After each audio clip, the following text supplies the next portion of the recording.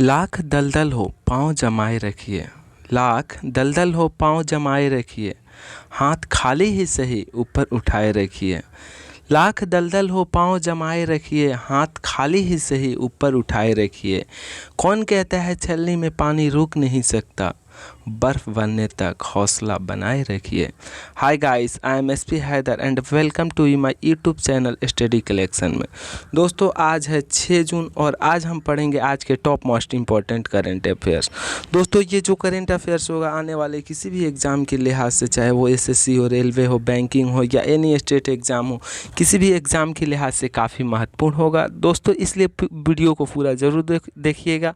और हाँ दोस्तों, अगर वीडियो अच्छा लगे तो लाइक, शेयर, सब्सक्राइब और कमेंट ज़रूर कीजिएगा। दोस्तों आइए स्टार्ट करते हैं आज का टॉप इम्पोर्टेंट क्वेश्चन। दोस्तों पहला क्वेश्चन है, हरिकृष्ण द्विवेदी किस राज्य के नए मुख्य सचिव बनाए गए हैं? दोस्तों तो ये मेरा सही आंसर हो जाएगा पश्चिम बंगाल। दोस्तों और बात करें इसमें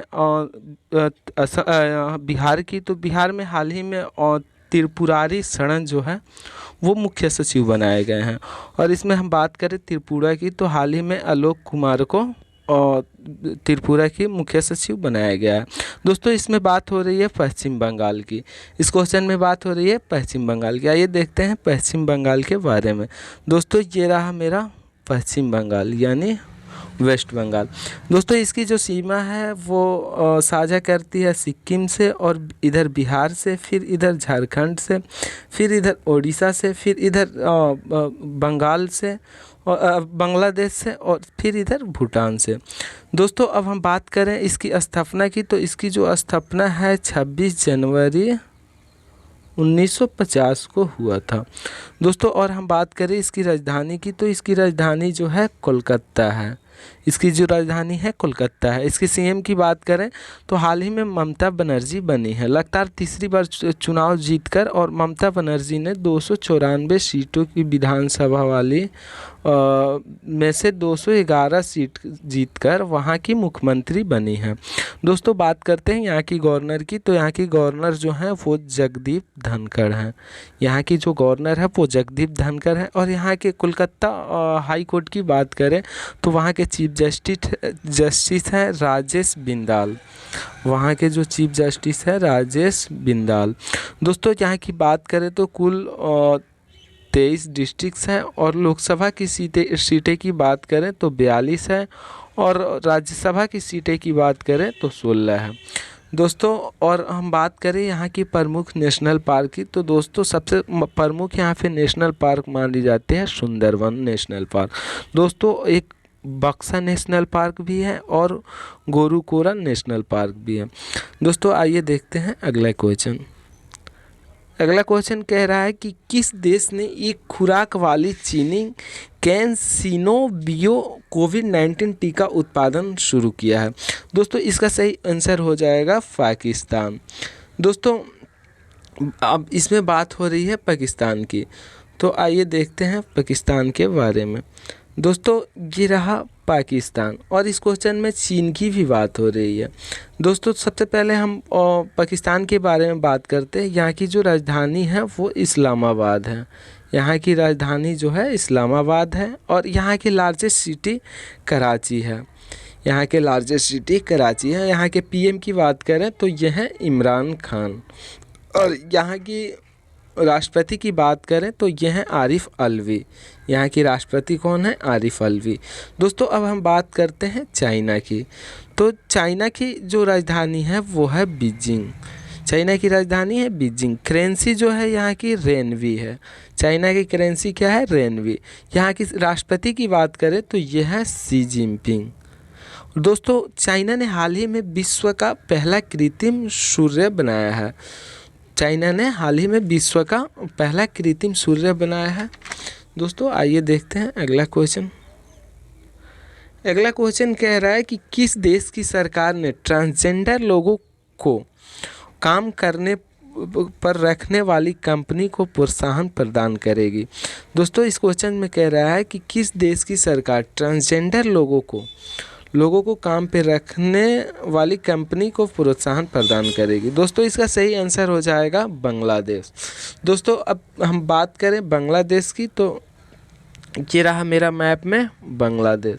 बांग्लादेश जो है 3 तरफ से इंडिया से घिरा हुआ है, और बांग्लादेश की कैपिटल की हम बात करें तो ये है ढाका, और ढाका बांग्लादेश की लार्जेस्ट सिटी भी है। दोस्तों और हम बात करें वहाँ की करेंसी की, तो वो है टाका। बांग्लादेश की करेंसी क्या है? टाका।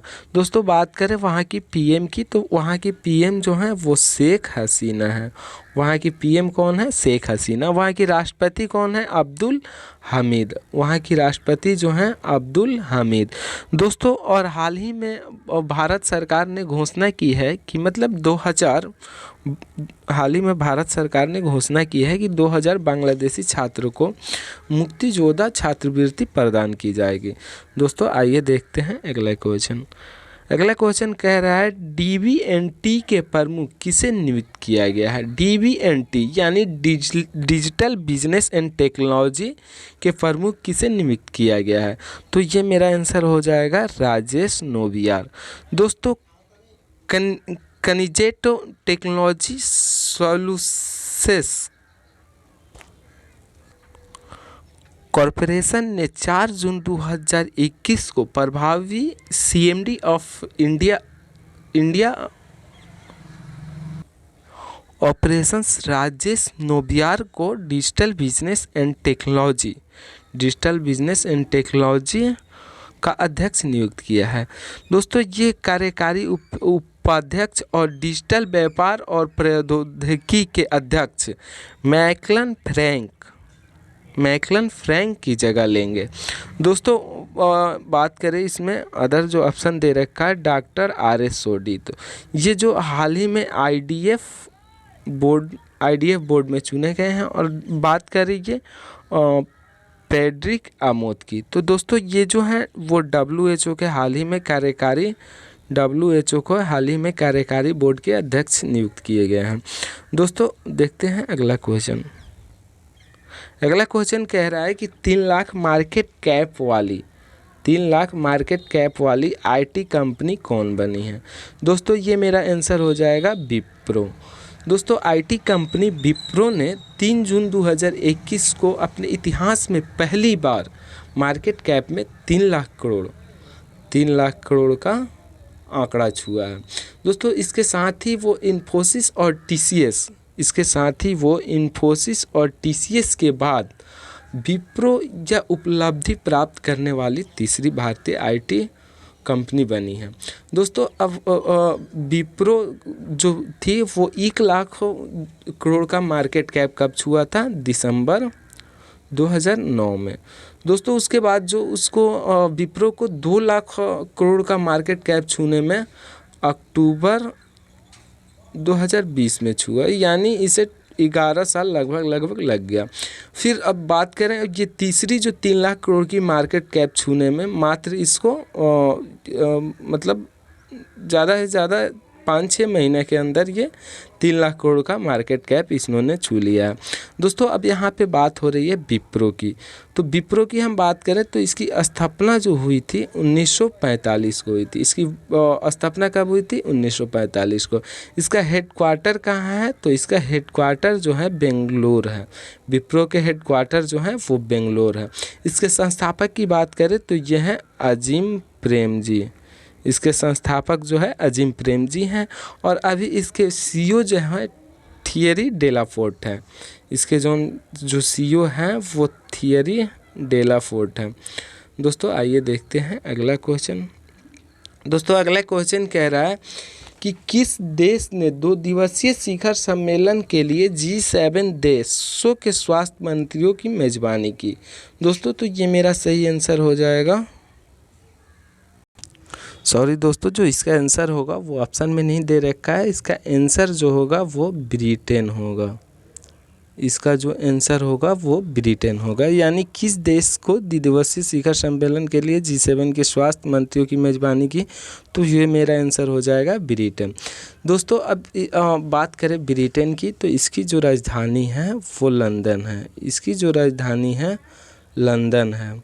दोस्तों अब बात करें इसकी करेंसी को, तो इसकी करेंसी जो है पाउंड स्टर्लिंग है, पाउंड स्टर्लिंग है।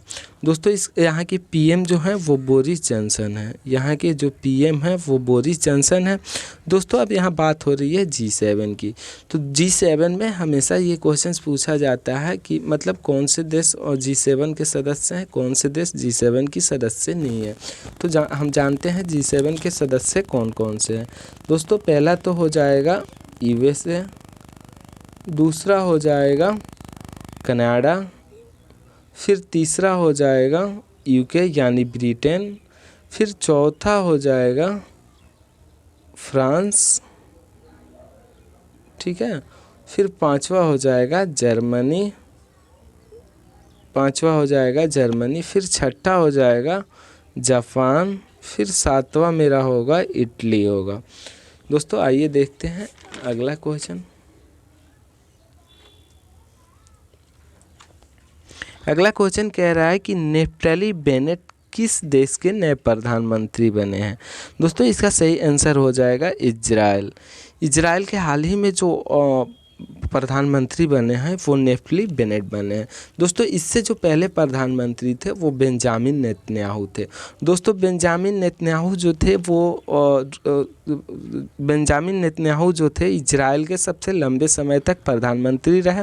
और दोस्तों यहाँ पे जो नेफ्टली बेनेट बने हैं ये 8 पार्टियों की गठबंधन करके यहाँ पे सरकार बनाए हैं। दोस्तों आइए जानते हैं इजराइल के बारे में। इजराइल के बारे में हम बात करें तो इसकी कैपिटल जो है वो जेरूशलेम है। इसकी कैपिटल जो है जेरूशलेम है। मैप में हम देखें तो इजराइल हमें यहाँ दिखाई देगा, यानी एशिया महाद्वीप में ही है। इजराइल जो है एशिया महाद्वीप में ही है और इसकी कैपिटल जो है जेरूशलेम है। इसकी जो कैपिटल है जेरूशलेम। करेंसी की बात करें तो ये है इजराइल शेकिल। दोस्तों और यहाँ के हाल ही में अभी राष्ट्रपति चुने गए हैं, उनका नाम है आइजक हर्गिज जो है यहाँ के हाल ही में राष्ट्रपति चुने गए हैं। दोस्तों आइए देखते हैं अगला क्वेश्चन। अगला क्वेश्चन कह रहा है कि ASI को किस राज्य में त्रिरश्मि, सॉरी यहाँ पे टाइपिंग मिस्टेक हो गया थोड़ा, त्रिरश्मि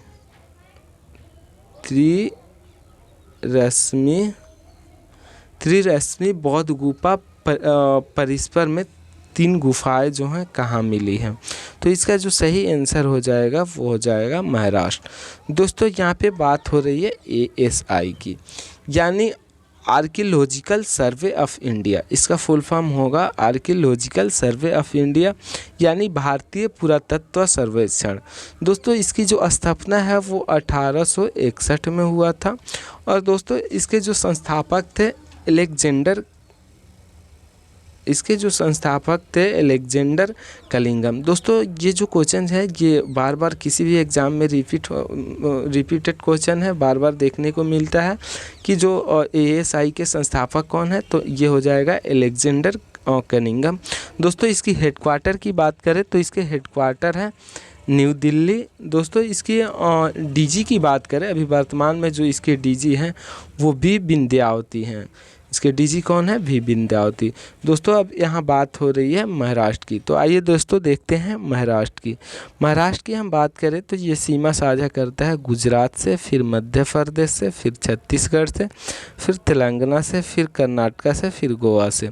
दोस्तों अब बात करें यहाँ की राजधानी की, तो यहाँ की राजधानी जो है वो मुंबई है और CM यहाँ की जो है उद्धव ठाकरे हैं। दोस्तों और यहाँ के जो गवर्नर हैं वो भगत सिंह कोश्यारी हैं। यहाँ के जो गवर्नर है वो भगत सिंह कोश्यारी है। और चीफ जस्टिस, अब जो बॉम्बे के जो चीफ जस्टिस हैं वो हैं दीपांकर दत्ता। दोस्तों अब मुंबई से रिलेटेड कुछ करंट अफेयर्स की बात करें तो हाल ही में बाला साहेब ठाकरे गोरेवाड़ा जूलॉजिकल पार्क का उद्घाटन नागपुर में किया गया है। दोस्तों कहाँ किया गया है? बाला साहब ठाकरे गोरेवाड़ा जूलॉजिकल पार्क का नागपुर में। दोस्तों और न्याय वितरण प्रणाली में जो महाराष्ट्र है सबसे टॉप पे है, यानी न्याय देने के मामले में जो महाराष्ट्र है वो सबसे टॉप पे है। आइए दोस्तों देखते हैं अगला क्वेश्चन। अगला क्वेश्चन कह रहा है कि किस राज्य में 451 हेल्थ एंड वेलनेस सेंटर स्थापित किए जाएंगे। दोस्तों इसका जो सही आंसर होगा वो होगा उत्तराखंड। दोस्तों अब हम बात करें उत्तराखंड की, तो उत्तराखंड की स्थापना जो हुआ था 9 नवंबर 2000 को हुआ था। उत्तराखंड की स्थापना कब हुआ था? 9 नवंबर 2000 को। राजधानी की बात करें तो जो इसकी समर राजधानी है, जो उत्तराखंड की 2 राजधानी है, एक है समर एक विंटर। समर जो राजधानी है वो गैरसेन है, और जो विंटर राजधानी है वो है देहरादून। दोस्तों और यहाँ के जो सीएम हैं वो तीरथ सिंह रावत हैं, और यहाँ के गवर्नर जो हैं बेबी रानी मौर्य हैं। यहाँ की गवर्नर कौन है? बेबी रानी मौर्य। और यहाँ के जो नैनीताल हाई कोर्ट है, यानी उत्तराखंड का हाई कोर्ट कहाँ है? नैनीताल। तो नैनीताल के जो चीफ जस्टिस हैं वो है रघुवेंद्र सिंह चौहान। दोस्तों आइए देखते हैं अगला क्वेश्चन। अगला क्वेश्चन कह रहा है यौन टैब योजना किस राज्य या केंद्र शासित प्रदेश ने शुरू की है। दोस्तों इसका सही आंसर हो जाएगा लद्दाख। दोस्तों इसका सही आंसर हो जाएगा लद्दाख। दोस्तों अब बात करते हैं कि इस योजना किसने लॉन्च किया है, किसके द्वारा शुरुआत की गई है। तो वहाँ के जो लेफ्टिनेंट गवर्नर हैं यानी उपराज्यपाल आर के माथुर के द्वारा इस योजना की शुरुआत की गई है। जो यौन टैब योजना के पहले चरण में लेह और कारगिल, दोस्तों आपको पता होगा लद्दाख के मात्र 2 जिला हैं, एक है लेह और दूसरा है कारगिल। तो दोस्तों लेह और कारगिल के कक्षा 9 से 12 तक के विद्यार्थी को एजुकेशन टैब सौंप दिए गए हैं। और दोस्तों 15 करोड़ रुपये की इस योजना से सरकारी स्कूल के 6वीं से 12वीं तक के कक्षा के कुल 12,300 छात्रों को इस योजना से लाभान्वित होंगे। दोस्तों अब हम बात करें लद्दाख की। दोस्तों ये रहा मेरा मैप में लद्दाख, ये है लद्दाख। इसकी जो राजधानी है वो लेह है। दोस्तों अभी हमने बताया कि इसकी जो ज़िले हैं वो मात्र 2 ही हैं, एक है कारगिल और एक है लेह। दोस्तों इसकी जो सीमा साझा करती है, इधर पाकिस्तान से करती है, फिर इधर चाइना से करती है, फिर इधर हिमाचल प्रदेश से करती है, फिर इधर जम्मू कश्मीर से करती है।